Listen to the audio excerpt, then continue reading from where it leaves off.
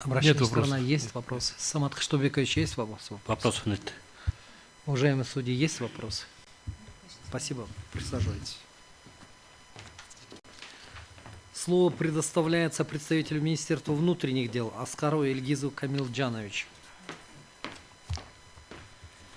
Уважаемый судья, уважаемый представитель, Министерство внутренних дел, рассмотрев обращение Анарбаева, считает, что противоречий не имеется статьи 95 УК и статьи Конституции 57, что они соответствуют.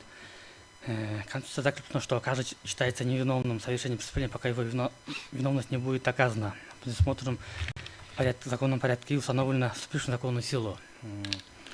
Следователи при предъявлении обвинения учитывать, проводят все следственные действия, доказывают, собирают все необходимые доказательства и после того предъявляют обвинение.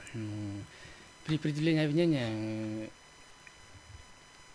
показания других обвиняемых или подозреваемых считаем, что это ошибочное.